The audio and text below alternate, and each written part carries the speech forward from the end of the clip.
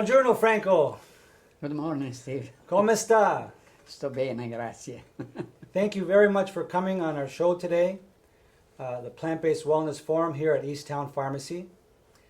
This is episode number 3 of Planting a Seed. Today's episode is called My Life, a story about love and longevity. And the guest star is yourself, Mr. Franco Campagnoni. Thank you. Now, are you feeling a little bit nervous by any chance? Just a little tiny bit. You know what? We had the Italian accordion music playing before. Did you enjoy that? Yes, very much. Wasn't it nice? Yes. And we also have a chess set here. I love it. Wow. As you know, I've been asking you if we can play a game of chess. I'll learn it. And we haven't had a chance We'll yet. have some battle. So today is the day we're going to try. Whether we finish the game or not, it doesn't matter, but just kind of for fun. Can I remind you, because I'm not a great chess player, but can I remind you what I know about chess? But sure. The pawns are in front here, and the initial move is 2, and after that it's 1. The rook goes straight or at a right angle. The bishop goes diagonal, and the horse is like an L shape, so 1, 2, 3, or 1, 2, 3. The king only goes anyway, but only one move at a time. The queen can go either straight or diagonal, as many as you want. And the key, of course, of the game is to move our pieces in such a way that one of us traps the other person's king, and checkmate is when you win. So, why don't you move first? You can move a pawn first, or you can move the knight.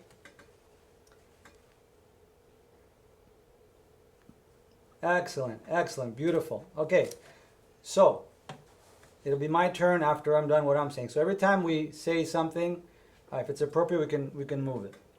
So today the idea why I wanted you to come here on the set is I want to have our viewers realize all the things you've been through, because we haven't mentioned yet, but you've just celebrated your 90th birthday. Yes. In July. In July. When was your birthday? What date? July the 28th, 1932. Right. And what a splendid occasion it was for me to be at your 90th birthday celebration. I thank you so much for that. You're more than welcome. Now, before we get into your life story, because people know that this is about health, wellness, and longevity, I just want to do a little bit of introduction that's related to longevity. So, there are places in the world called blue zones. And this fellow, Dan Buettner, has went and studied these people that live well into their 80s, 90s, and 100s. They live healthily into their 80s, 90s, and 100s. These places are Okinawa, Japan, Sardinia, Italy, where you're from. Now, you're not from Sardinia, but you are from Italy. Icaria, Greece. Nicoya Peninsula of Costa Rica. And the Seventh-day Adventists in Loma Linda, California. Wow. Now, I always tell people it's so interesting that in the United States, which has 5% of the world's population, and it uses 75% of the world's drugs, basically the United States is one of the sickest countries in the world. They actually have a pocket of people that are part of the most healthiest and long-lived people in the world. I find that very amazing. There are 9 principles for health and longevity that resulted from observing the blue zones. Those are called the Power 9 principles. And so part of this is to find out how many of these you have done, whether you knew it or not, that have helped in attribute to your longevity. So the first one is move naturally. You walk around the house, you garden, walk. You don't have to do marathons or go to the gym and pump iron. Know your purpose. You have to have a reason for waking up in the morning. They also kick back. They find ways to shed stress, whether it's praying, napping, or happy hour. And part of that is also sleep. Sleep is a very important thing for longevity. They also eat less. They usually stop eating when they're 80% full. They also eat less meat. Beans are the cornerstone of most centenarians' diets. They usually follow a plant-based diet centered around beans. They drink in moderation, so drink alcohol in moderation. Most had 1 or 2 glasses a day. So the Greeks, the Italians, the Okinawans, they have 1 or 2 glasses a day in general, except for the Seventh-day Adventists in California, who most of them do not drink, from what I understand. They also have faith. Now, the denomination doesn't seem to matter, but attending faith-based services at least 4 times a month does matter. And then also, the Power 9 principle is also a power of love. They put families first, including committing to a partner and keeping aging parents and grandparents nearby. Finally, they stay social. They build a social network that supports healthy behaviors. Of all the Power 9 principles of longevity in the blue zones, the most important of all was what the people eat. Surprisingly, they ate a diet that was comprised of approximately 95% plant-based foods. Of course, they ate, some animal products, fish, things like that, seafood, but they ate very little animal products, very little oils, and very little processed foods. There's a fellow by the name of Michael Pollan, and he's written a book, and he also has a video that you can see on YouTube. And his book is called In Defense of Food. And he said 3 important things. He said, eat food, not too much, and mostly plants. The first point, eat food, I like to distinguish that there's 2 types of food. There's real food that basically comes out of the ground and it's healthy. And there's edible food-like substances. And when we go into the grocery stores, unfortunately you find both. So it's important for us to be able to distinguish between real food and edible food-like substances. He said stop at about 80% full, and he said also eat mostly plants. Here we have a fellow Italian. His name is Dr. Walter Longo. He was born in Italy, and he, at a young age, he moved to the States, and I recall him saying that he had very healthy relatives in Italy. And then when he came to the States, his same family, with the same genes more or less, he found that they had many, many medical conditions. So he realized that it looks like the North American diet and lifestyle brought on a lot of their medical conditions. So he studies gerontology and longevity and aging. And he says nutrition is the most powerful way to alter how fast we age and whether we are going to get age-related conditions. If you look at that slide, it's very interesting. He's done studies on bacteria, on baker's yeast, also as well as on flies and on mice. And he found that if you starve these organisms, that they actually ended up living longer. So, of course, and he found that when that's applied to humans, they haven't found that they live longer from his studies, but it does help decrease the chances of medical conditions of cancer and Alzheimer's disease and common chronic conditions. So I thought that's a very impactful finding that he had. What he's basically saying is that when these organisms ate less, they lived 30 to 40% longer. Now here he is with one fellow from Italy, 110 years old, named Salvatore Caruso. This fellow lived to 110 years old. Have you ever heard of him? No? So he asked him, what is the secret? He said, no wine, no tobacco, no Venus. Then there's another lady who's the oldest living lady or person in the world. Her name was Jeanne Calment of France. She lived to 122 years of age. She smoked until 117 and believed that red wine helped her get there. Amazing. Now this, sorry, go ahead. Amazing, no? Amazing. Now these people are the exception, not the rule, because by them following certain lifestyle habits that aren't conducive to long life, they still ended up living that long. And that's because they're part of this bell-shaped curve where they're the minority that no matter what they do to themselves, smoke, drink, this and that, they'll still live long. Those are their genes, right? But most people are in the middle. Most people are in the middle. So, if we do things that are detrimental to our health, then we usually shorten our lifespan. Now here's a more recent example of a doctor. He's a cardiothoracic surgeon named Ellsworth Wareham. Now he lived to 104 years old. He passed away in 2018. He became a vegan when he was in his 50s. And he continued practicing as a surgeon up until his 90s. He retired, I think, in his late 90s. Wow. Isn't that unbelievable? Amazing. Yeah. And so he's actually part of the Seventh-day Adventist society or the faith. And he always followed a plant-based diet. He never drank alcohol, from what I understand. Most recently, I found about this fellow named Mike Fremont. He was on a podcast the Rich Roll podcast that was aired about a month ago. He's a centenarian, and he's a retired engineer turned climate activist and lifelong athlete who holds a slew of impressive age group world records in running, including the fastest recording marathons for an 88-year-old, 90-year-old, and 91-year-old. At 96, he set the American 1-mile record for the 95 to 99 age group. And as a lifelong canoe racer, at 99, he was the oldest person to race the Canoe National Championships. Wow. The interesting thing about him is that he became vegan at 69 years old, turning 70. The reason why he became vegan is because he was diagnosed with colon cancer, which has metastasized. It went to other parts of the body. Metastasized spread. Yes, sir. And the physicians told him that if you don't get this surgery in 3 months, he's not going to be there. And he said, well, he researched his information and he said, I'm going to cold turkey adopt this vegan diet right away. And he went and had the surgery to remove the original cancer in his colon, but miraculously, he says that the metastases had gone away. So this is 30 years ago, and he's an adamant supporter of the vegan plant-based diet. Yeah. And lastly, Franco, I want to tell you about Dr. Dean Ornish. He's the one that pioneered what's called lifestyle medicine. He actually treated Bill Clinton, former President Bill Clinton, to help him reverse his heart disease. And he's written several different books. One is called Eat More, Weigh Less. And this is his latest book called Undo It. It's a great title. And he talks about the 4 pillars of health, which are called the 4 pillars of lifestyle medicine. And he talks about move more, eat well, stress less, and love more. So Franco, thank you for giving me the time to explain about the blue zones, about the longevity diet, and about the Undo It 4 pillars of health principle.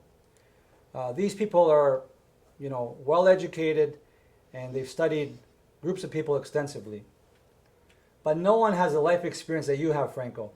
No. And that's why I'm so privileged and honored to have you here Thank you. You are too on good. the Plant-Based Wellness Forum. Thank you. The first question I have for you is, tell me about your early years. Where were you born, your family, your life situation up until your teenage years? Okay.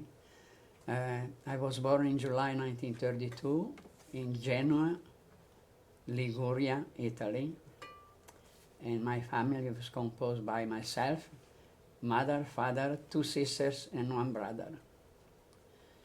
And my life then was very much conditioned by the World War II, which started in June 1940 when I was 8 years old, and he ended in April 1945 when I was 13 years old. So that was 5 long years of sheer terror and starvation. So, but I survived somehow. Somehow I had a terrifying experience, but even though I was a boy, I had to survive. Yeah, it's so tragic that happened to you at such a young age. I mean, to be 8 years old.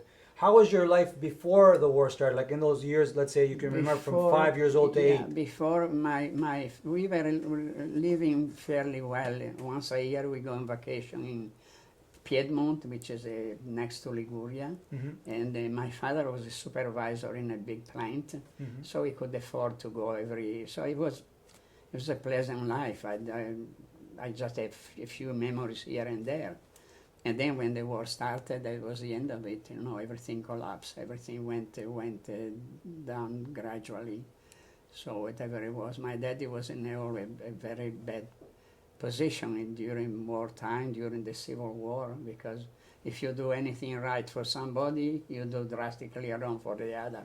And at that time, life was very cheap. It was worth a peanuts. Mm-hmm. So anyway, but the war here are like a nightmare, so to speak briefly. It was go from one terror to another.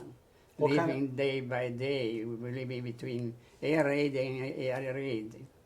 You experienced air raids every day? Were you dropping bombs? Yeah, during the last year, sometimes we had 7, 8 air raids during the day, during the night, because the British used to come to bombing at night. The Americans used to come bombing at day. Oh boy. So that's right. So we never had a rest, really. So that's right. Italy was actually On the wrong side. On the wrong side at the beginning. Yes, on the wrong, very drastic. How did that happen? Just out of curiosity, Because the stupid idiot man Mussolini was ambitious to become when he saw Germany winning everything, she was unstoppable. He thought maybe with a couple. That's what he said. I quote. With a couple thousand dead soldiers, he can sit at the winner table and get his colony in Africa or whatever it was. So that's what's happened. And he never had any strong opposition. You know, the majority were totally against them because many people had relatives in France. There were lots of them immigrants there. So anyway, so he waged war so it was a shame. I'm still ashamed of it, okay? Yeah, well, you know. In what they did, they saved a little bit after the war when we had to request an armistice because we were trying to imagine Italy, a poor country, no resources whatsoever, waging war against the most powerful nation on earth. You get England, France, United States, Canada, New Zealand, all that. Doesn't make any sense. You look at the map and the guy was crazy, like Hitler on the other. So he plunged the country in 5 years of war, which destroyed it, and with the consequences, they are still. See, that's the thing. Right now, especially young people, don't really know exactly what happened back then because I mean it's been many years since World War II ended, and so I think this information that you're presenting is so important. Do you remember? It looks like you have vivid memories. Do you remember any specific vivid memories from the time you were 8 till the time you were 13 during the war that you still remember to this day? Well, there are many of them, but one of the most terrifying when I was left alone. I was sleeping in my grandmother's apartment in the 5th floor, the top floor. My family in the 2nd floor. So there was another room because we were 4 children. So I used to go sleep there. So one night during an air raid, the lights goes off right away, gas light, everything goes off, suddenly the siren goes on. And I found myself alone in the house. 8-year-old, 10 years old is very terrifying, So you can hear we had a line of hills in front of us, all with the AK, anti-aircraft gun, and they were shooting and the light, the bluish light put the shutter going to the wall of my bedroom. And it's terrifying in itself. Then I had to, we went to bed fully dressed, at that time, only the shoes we had to put on. So I put my shoes on, go down 5 flights of stairs, and they try to teach you if you are caught in an air raid, and the anti-aircraft shell explode on your head, there is a rain of splinters, they can kill you. So you have to travel fast as you can next to the walls because there is the overhang will protect you. So that particular night, there was 2 lines, so I make a long story short. I was running terrified to go, and I bumped into a wall because there was a flare coming down at night. A flare, it was a parachute was flapping, and magnesium that was freezing, like kind of a terrifying again. So I bumped into a wall, and I don't know if I passed out, how long I stayed there, because the rest of it, they told my father. When somebody collected me, and he told my dad, we heard your son crying in the middle of the little plaza, and he had some kind of abrasion in his forehead because I bumped into the wall. And he said they took me to a 1st floor apartment, and they said I was trembling and vomiting by the terror that I went through. And who found you? The bomb exploding, airplane over you. It's very, very, very menacing. A 200 airplane or 300 4-engine plane, they make quite a rock flying over. And then the gun that they shoot it, thank God you and your family survived that war. I survived. Tell me, when you're in the home, what type of atmosphere, what type of feeling did your family have? Because, it looks like, the whole world was falling apart. Like, what kept you together? What kept your faith? We had to stay together. My father and my mother, they were very loving parent. My dad was very occupied in his job in a big plane, a war plane, as a matter of fact. Eventually, I went to work in that in same plane later on. So we tried to, during the day, I was working, we went to school. Sometimes, most of the time, we were running away, and you know, sometimes you had 2 or 3 year read. At the time, during the day, you had the radio set, you know, the position in the kitchen mainly, and we had a little map with the circle, with the sector, and the radio was always on music. When the music stopped, you know something was going on. So after a while, a voice came out saying in Italian, of course, I'm translating. Enemy airplane sighted in quadrant, such a distance, blah, blah, blah, blah, direction. So by looking at that, you knew if the plane were coming towards us and we ran away, or they were going someplace else, we didn't move, we stayed in the house. But the life was conditioned during the day. During the night was a different story. The kind of like a banshee, you know, which you're going through when the siren goes on at night, that's absolutely terrifying. That's something that you'll never forget. It sounds you so probably terrible. ask your mom, she will tell you. Yeah, that my mom that actually was born in 1932 and as then well. when I came home, trying to sleep in my bedroom, Genoa was burning because they were firebombed. So the sky, for about 30 degrees up, it was red, all across where Genoa was. We were in a suburb, okay, of Genoa. So the red was reflecting on the wall, and I was terrified. I couldn't sleep. I had to cry to my grandmother to come and pick me up. So I went to bed in between her and my aunt. And so. And you suffered all this at such a young age. You also said you went to school during this time. Were the schools Well, open, we went or they to tried school, to keep them open? but we were mainly at school. When you don't sleep at night, you don't have enough food. You don't have the brain to study or to do anything. We try, we pass. But the worst part was my high school, 3 years of school, 1942, 43, and 44. So that was the year that high school. High school was an old aristocratic villa surrounded by the big park, you know, as usually they there. Very old and very musty. And so we were 3 kind of areas at that time, from A from white to red, so to speak. Okay, with the first two, you can go home or stay in the school, whatever you want. Red, absolutely, you had to go down in the area, in the basement, so to speak. Right. Okay, Right. and The there bomb was shelter. a rumor that there was a ghost of a countess or somebody there. So many people were afraid to go in this area shelter. So when you were going to school, did you see any terrible things going on when you were going to school back and forth from home? Going to school, you mean bad thing that I remember? Yeah, what kind of scenes did you see? The war is going on. What did you... Sometimes you go through heavily bombed building, and then there was kind of peculiar funny smell. And one day I was with my mother, we were going downtown, and I said, "Oh, Mom, what kind of crazy?" She threw me away. Commander, there was later on she told me that there was a bombed out building and there was people. Jeez. So this was a smell of death, and it was a terrible smell, believe me. It's so terrible that you and so many other people were exposed to that. Another time when there was a civil war, there was a fascist against the other people, and they were executing partisans on the street.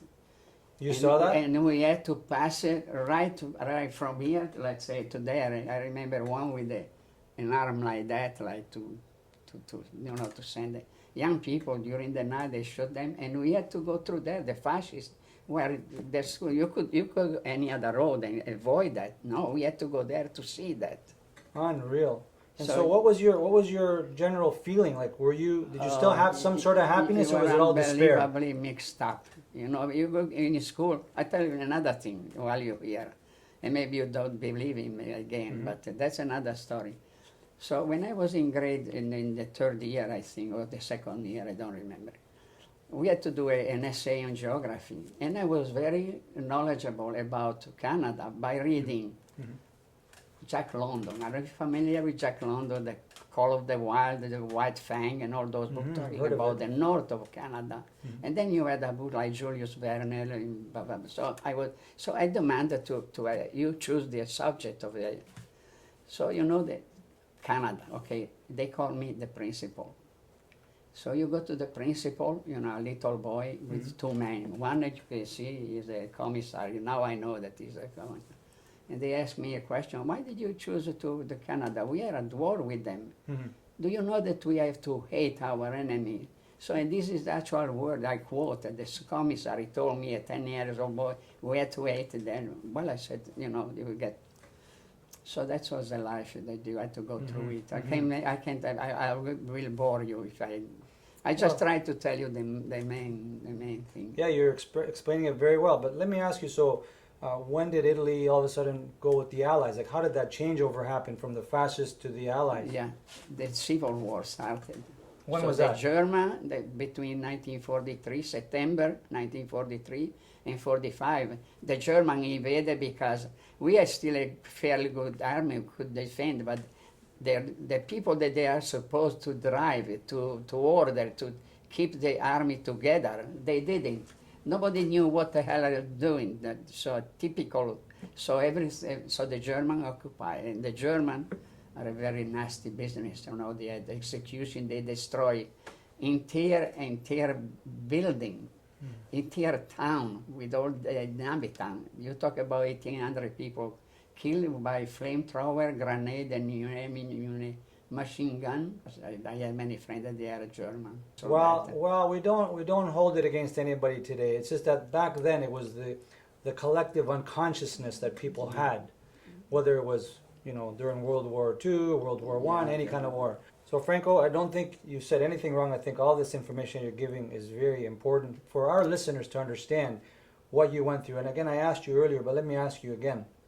How did you survive? Like, what kept your mental health? I mean, I'm sure you were under stress and anxiety, but what kept you and your family having hope? I was lucky to have a large family living in the same building. Like I told you, my grandmother and aunt, they live on the 5th floor, the top floor, and my family on the 2nd. And on the other, the same side, the same side across it, there was an aunt with her family. So you all live close together, either in the same house or across the street? Or seeing, every celebration we were getting together in some place, and they're loving people, and so that kept you going as well, and probably your going. faith in God as well, right? With no food, but we still managed What did you happen to eat? That's a good question. What did you happen to eat during that time? Well, during the war, there was hardly any way to talk about that because of the bad quality and the little quantity of anything that was heavily rationed. You had to buy with a little stuff going to it. So let me understand, where did the food go? Did the German army take the food for the soldiers? Well, in the last 2 years of the war, yes. And we had still a little bit, very, very, very little meat. It was once in a while, in a blue moon, you have maybe maybe you don't really, 1 egg per person per month. So you ate very for little. every 2 weeks, or you have a potato, a kilo of potato for, the bread was something totally, they put anything inside, like sawdust, wood dust, anything except flour. So, an hour after it was so hard that not even with the hammer you can break. Is that right? That's what they. So did you go to sleep many times very hungry? We went to sleep many nights, the 4 of us, with chestnut. Chestnut was free in October and November. You went and picked chestnuts? You went and picked them yourself? Yeah, no, you're selling in the grocery. So you ate a lot of chestnuts to survive? They survived. Okay. My sister didn't survive because she had the pristine, so she died later on when she. What happened to your sister? Sorry? Well, she developed a heart disease, a lung disease, and she was terrified about the air raid. Oh boy. And one night they disappeared. My father was trying, during the air raid, everything is dark. You rely on a flashlight. So if somebody gets split open, somebody goes here, somebody goes there, it depends. So we divided. My mother and my sister they disappeared. So when the all clear sounded, he couldn't find them. So he was frantic. So it demanded patrol people, you know, the whatever you call it. And did you ever see a woman with a turban? Nobody knew anything. And you had two sisters? 2 sisters. And one brother. And one What brother. happened to the other sister and brother? Well, the one sister came here. They live here in Okay. Canada with me, and Uh-huh. like I tell you before. Huh? But the other was like my twin. She was born 10 months after I was born, Okay. and I was very fond of her. So Yeah. she had a long agonizing disease, and she died because of. Anyway, they found her knocking in the big doorway, and they were trembling there. They found them there. So anyway, My so condolences. so- What about your brother? You were telling me before a little bit about your brother. My brother, when he was 6, he Mhm. developed a scarlet fever. It was incurable at that time. It left him deaf and mute.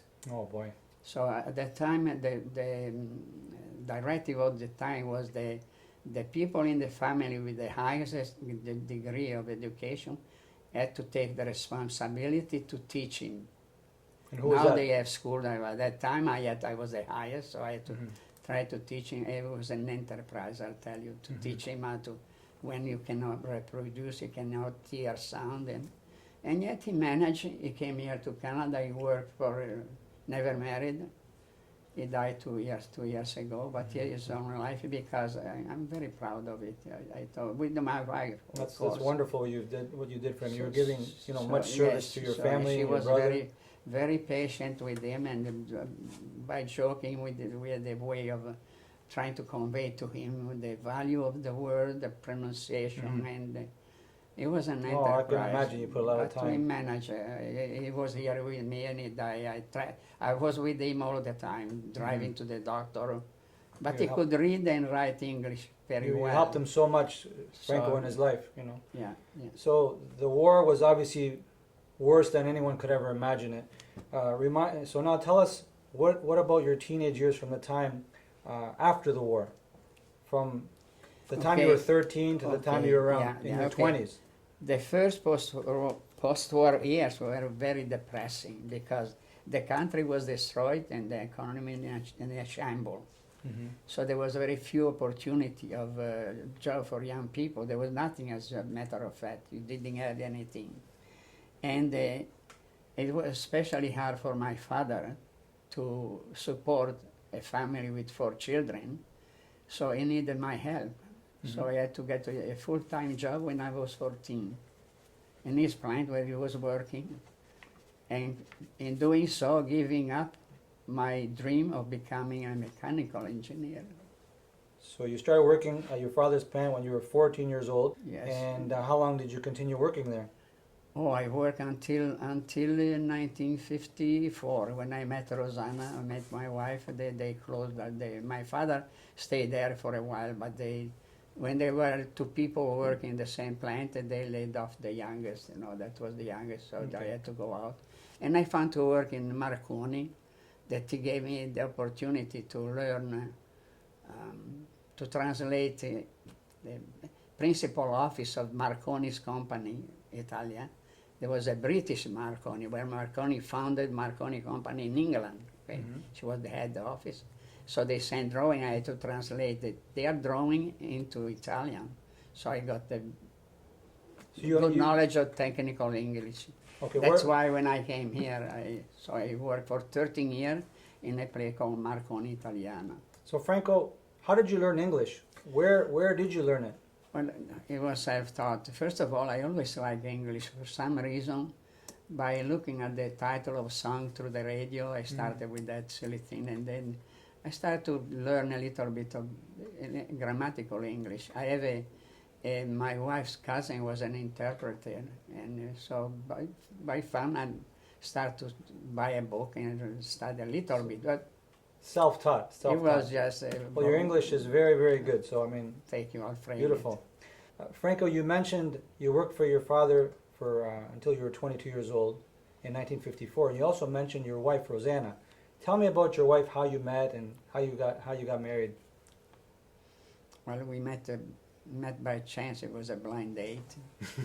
And my friend, he knew the chaperone, like the girl didn't go out alone, and he met a girl, and he had a crush on her, and he said, she has a little sister, and you have to come and help me. So I came there, started to go around and go maybe dancing or to the movie, and and then when they became officially engaged, I mean, according to the moral of the time, they could go anywhere, so there was no need for us. So we stopped seeing each other for a while.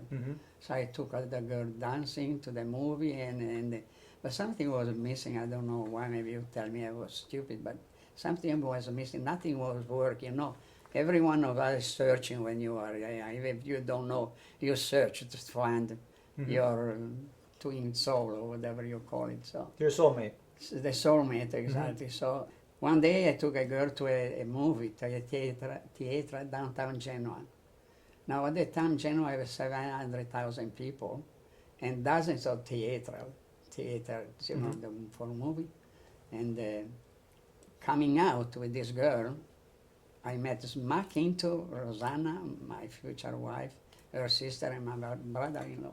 Oh, hold on. You were on a date with another girl? Yes, I So brought originally- a church with another girl. Oh, I had to pay later on. Who is she?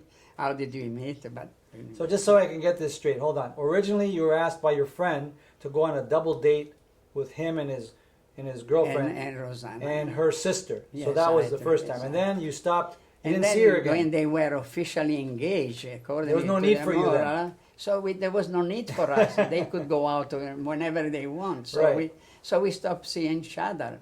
Okay. And then when I saw I got her, it now. I got it now. So now I understand. So after that, then you took another girl out on a date in a city of 700,000, and coincidentally, you saw Rosanna coming out of the movie. She gave And me do a you, chow. you know, you have a very good memory. Do you remember that incident when you saw her coming out? Renato, Tell me she about that. remember. And the funny thing is that my daughter, when we were there in 2019, Right. he confirmed everything that I was telling her, that I didn't dream or anything. And I knew that I was missing her. I was missing her smile, her laughter.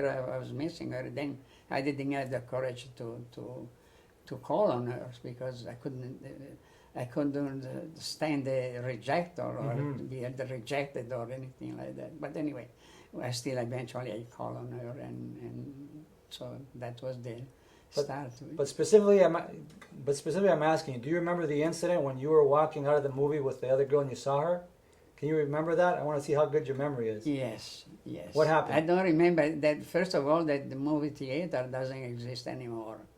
I was looking, but something else existed. The dancing, we took them dances on the bottom, on the sea later on. And when we were there, my grandson, good memory, he said, "Hey, Nonna, look at that. That's the period when we went dancing with Nonna." Anyway, but I had a good memory. Very She go out and she gave me a chow and go straight up like. She gave you a what?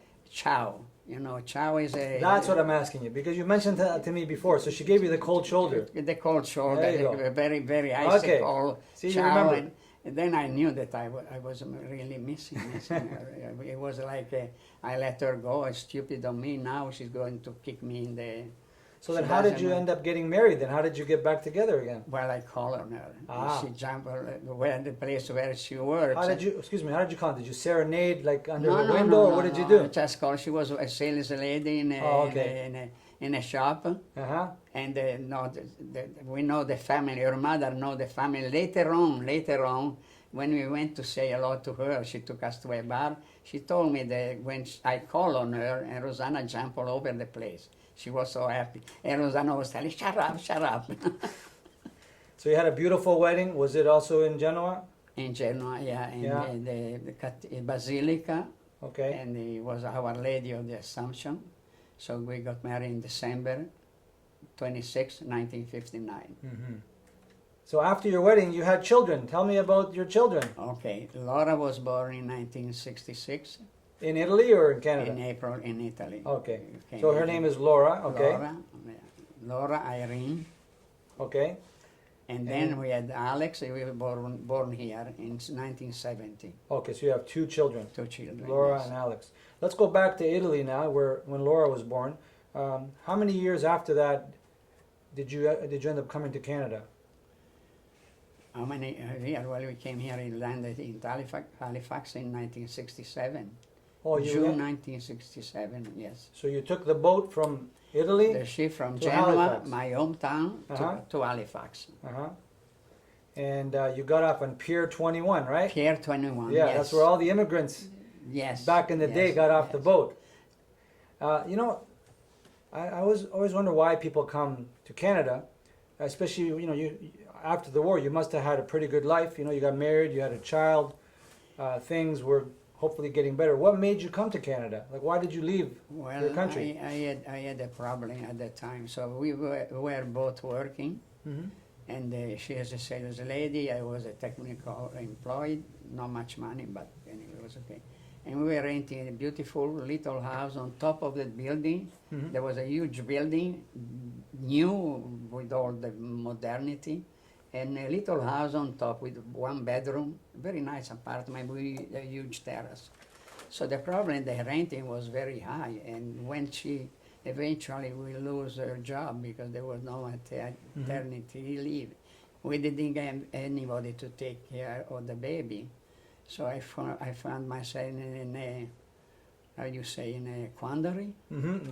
That's right. And the idea of paying the rent forever and be unable to raise money to buy a house eventually terrified me. You know, to live Mhm. by month after month with the counting the penny, it was something. So I was looking for something to change my life, but there was hardly anything in 1965, 66. Mhm. So then one day by chance, my brother-in-law, he was a mechanic on board, and he sailed sometimes for 8-9 months at a time. The children, they recognized him and he came back. So one day, Canada was advertising heavily in the daily newspaper, Italian, I mean the Genoa had 4 or 5 daily newspapers, so Mhm. full page, and it in Italian of course, but translated in English. Canada needs you. Mm. Applying the consul, at that time there was a consulate downtown in a beautiful street in downtown Genoa.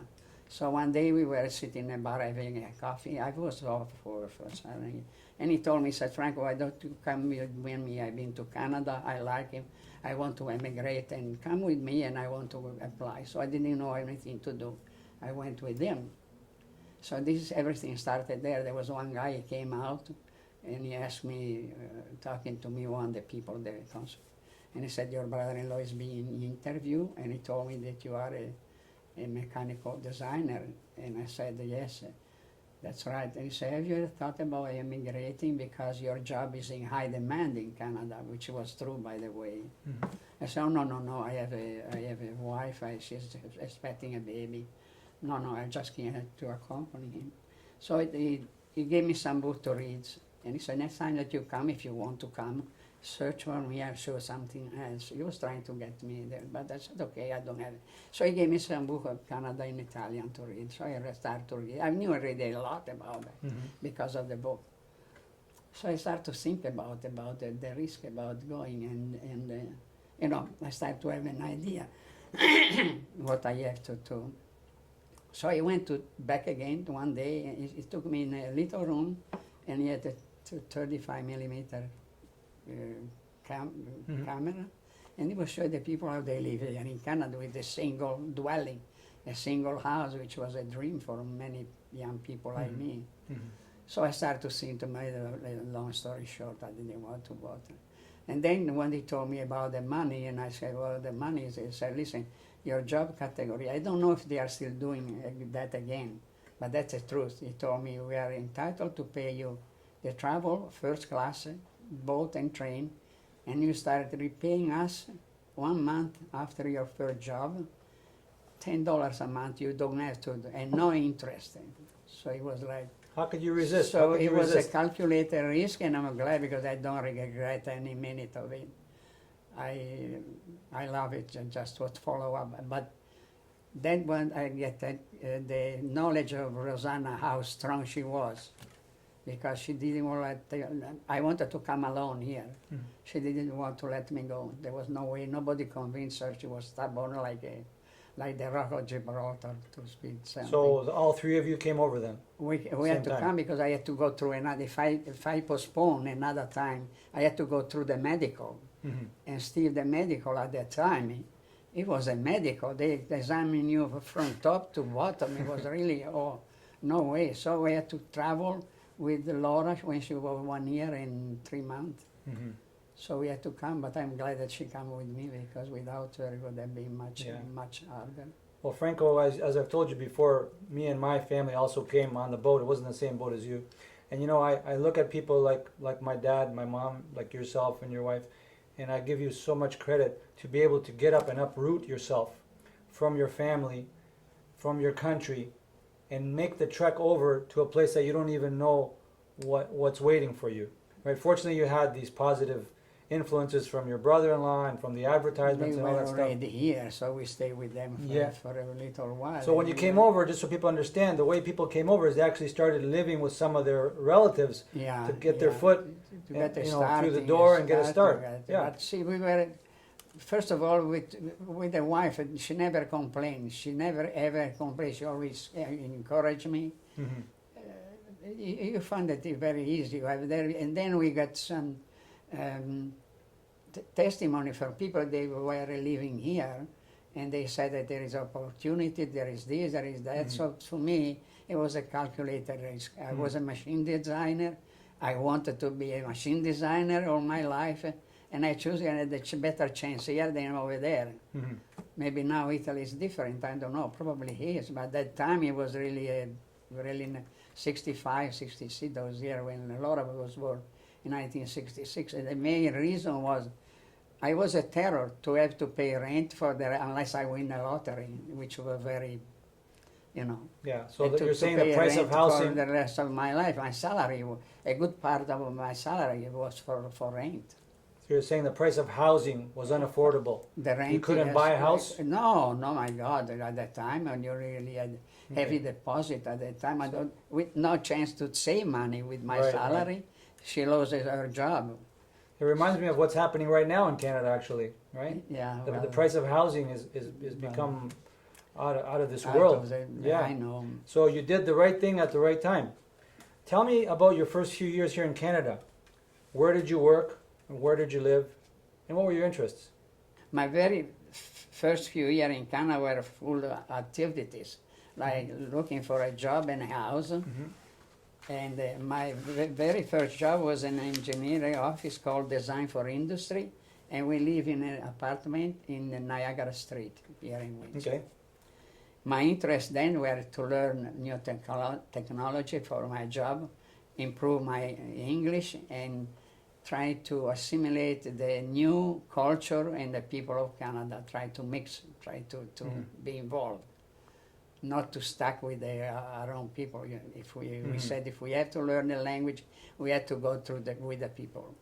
Mhm. So and we were lucky that we were always had friends And you lived down on Niagara, so near the, The first Villa Via Italia? You lived near the Italian yeah, district? Kind of Via Italia. So we stayed there for a while, and then we found an apartment for a while, a house in Langlois. Okay. And then 1972, we bought a house in Forest Glade where I still live. Right, And we moved there in February 1973. It was Very a good. brand So new your house. family grew up there, mainly Yes, in Forest yeah, Glade. Yes. Your daughter, your son got educated Yes. while they're at that Yes. house. They graduated when you lived Yeah. there. Very nice, very nice. Yeah. They have opportunity. I wouldn't be able to do that in Italy for sure, to have two children, you're going to university. And my wife never worked.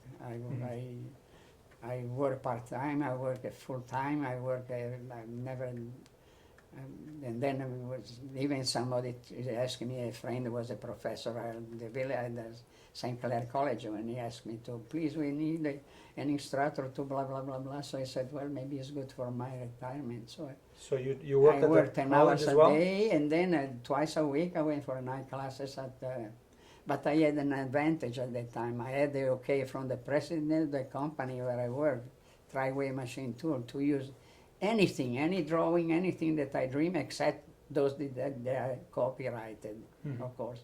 So it was easy for me. I was really teaching. And for a while it was very, I have too many pupils. And So, then so, it became so tiring, I had to give up. so you worked 8 hours a day plus you taught. 10 hours a day. You worked 10 hours a day and plus Come how often? home, have a bite, and my wife Uh-huh. prepare, take the car and go to Sanka, which is there. And how many days a week was that? Twice a week. Twice a week, okay. My next question is about your life up until you retired from work. Tell me about that time period. Up to my retirement, my life was a compendium of a happy one. We bought our home in 1972, and I watched my children grow up and making me enormously proud in what they have accomplished in their life. La Laura with 2 degrees, one in political science and one in nursing, science nursing. Alex is an electrical engineer, and he's happily married to Michelle, and he lost his first wife when she was 38 years old. And Laura, she's married to Matthew, who is a retired police inspector. 3 wonderful grandchildren completed our happiness. My job as machine designer brought me to work for companies such as LaSalle Machine Tool, Lamb Machine Tool, and Triway Machine Tool, where I worked for my final 13 years, and I retired from this company as a system engineering manager. Next question. Tell me about your life after you retired in your 60s, 70s, and 80s. I know that's 3 decades of information, but we'll just try to fit it into this question. After my retirement, we traveled around the world quite often, visiting Italy many times, Switzerland and Portugal. I also had 3 unforgettable Caribbean cruises. And sometimes we traveled just the 2 of us, sometimes with all of them. But anyone was enjoyable and unforgettable. That's beautiful. So that's what you did for your 60s, 70s, and 80s. Did you travel in your 80s as well? Well, the 8, yeah, but I retired in 1992, 93. And we went to Italy many times because she had her mother there, and I wanted to go someplace else. I always dreamed to go to England, but I had also a very caring mother-in-law, and she was like my mother. She was so I didn't mind at all go there. Then I had my brother-in-law. We living together, so it was like to go from one love to another love. So and see a beautiful country. You told me a story about your brother-in-law, and you said that you guys were swimming in the sea. Yeah. Can you remind me about that story?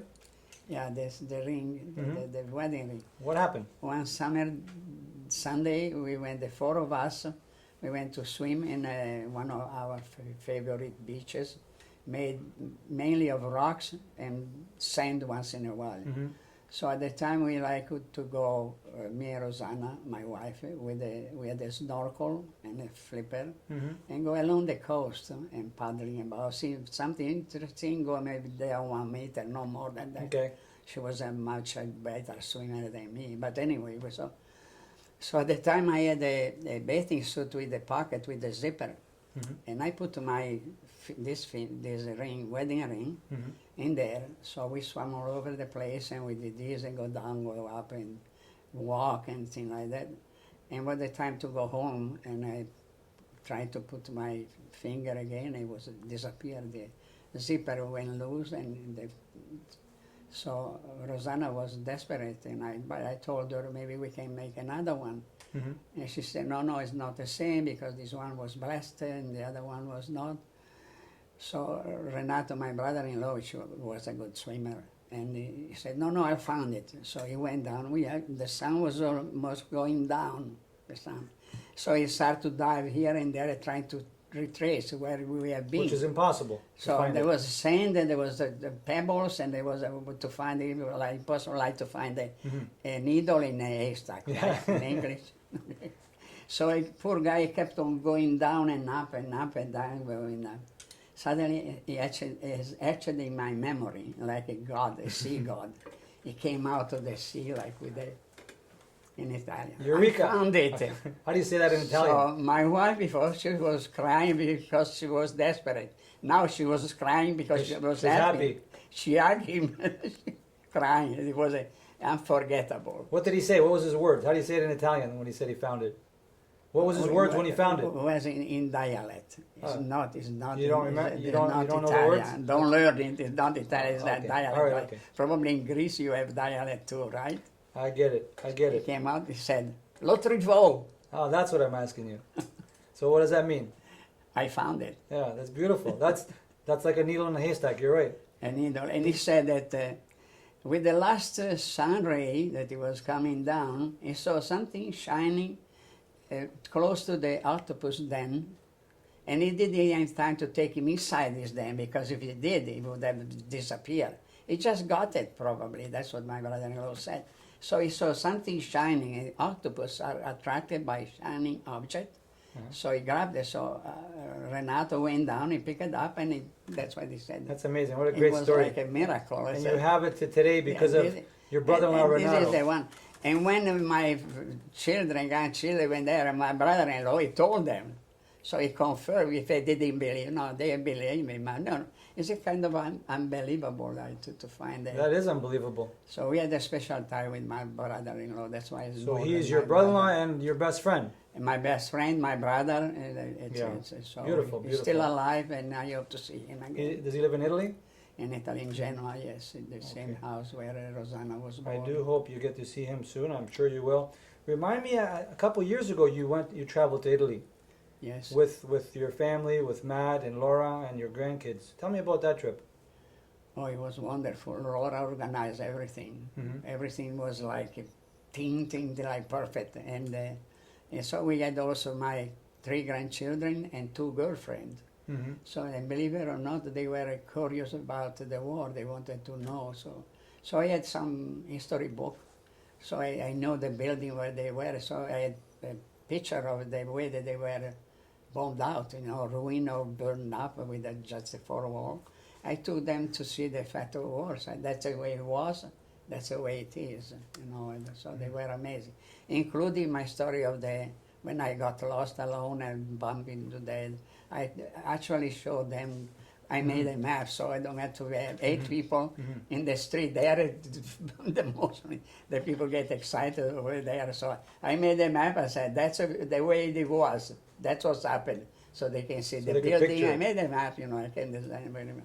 But they were very happy. We went all over the place. We went to Genoa. We stayed there. We went we stayed to San Gimignano, the city of towers, medieval, unbelievable. It was just It's so nice. we were in a 1200 building, a very old building, with an original floor. Mm-hmm. From You said 1200? Before Torrebanda, very heavy with Wow. tile.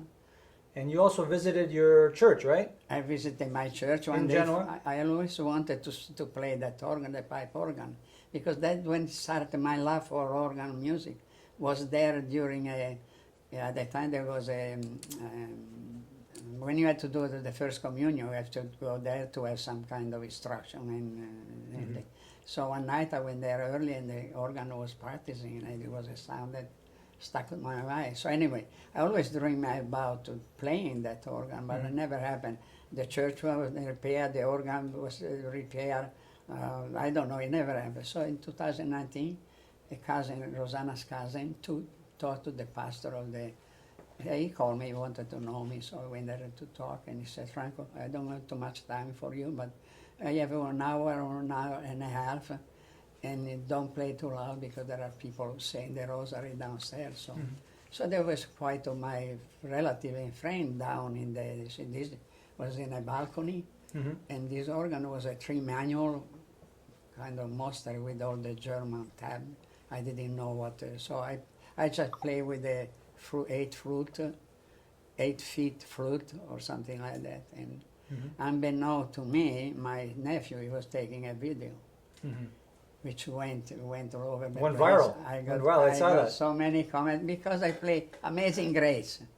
Amazing Grace with is special for flute and it probably trigger somebody said that somebody from Rome said, I have to show that Michael, he wanted to print all those comments. So I have the comment, he wanted to print some of them.